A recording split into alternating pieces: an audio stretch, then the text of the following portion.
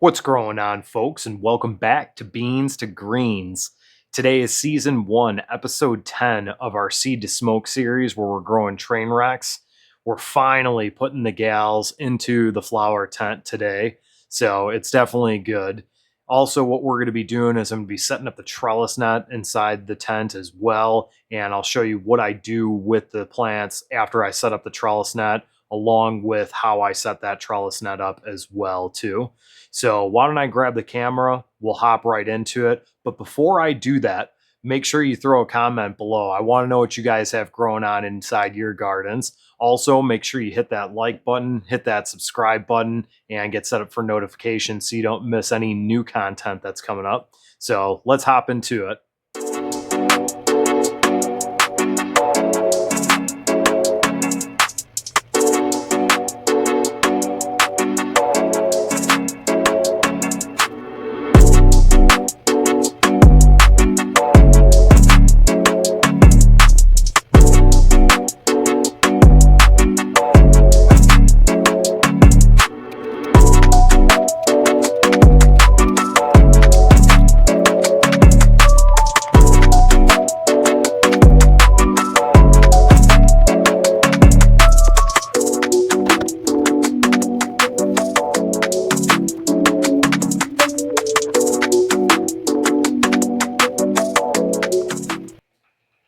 All right, folks.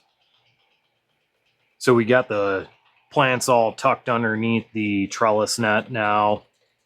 We got our trellis net set up really tight. I personally like trellis nets to be set really tight.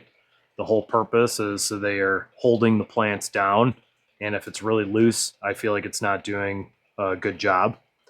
Also, I like to bring my trellis net all the way out to the edges of my tent as well too, because I want to maximize the entire space. That's the entire purpose of the trellis net, is to maximize the herb that you're growing inside the tent. Your light is going to be on full power, and you're wasting energy if you're not taking advantage of all the square footage inside your tent. It's just wasted light. So in my opinion, you want to maximize your space. And the thing that I'm trying to achieve here is, as this plant continues to grow, each one of these squares here is going to have a node or a bud site that's growing through it. So the idea is that we have buds in every single square, if at all possible, at the end of our grow. And what we're going to end up with is really high quality, dense upper buds. The upper buds on the plants are always the best quality. They're always the most dense, have the most trichomes on it, and it's just premium flower. Some people will call them A buds, but that's what we're trying to achieve, is we're trying to achieve an entire tent of A buds here.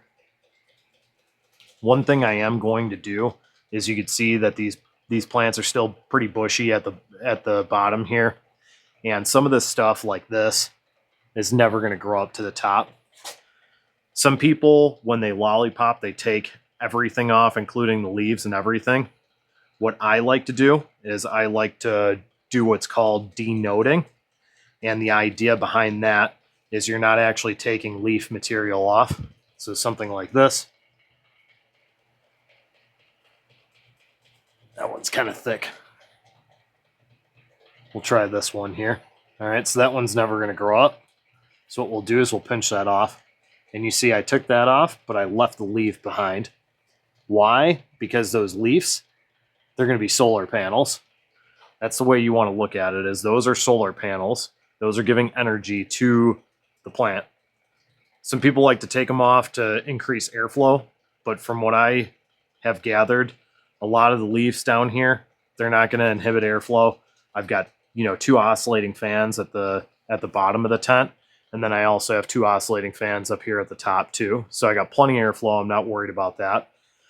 But I do want to capture as much of this light as possible. Just like we were saying, we want to maximize the space in the tent. Well, you want to maximize that light as well too. So if you have leaves underneath, those are little solar panels. They're going to give the plant energy. It's going to create more growth.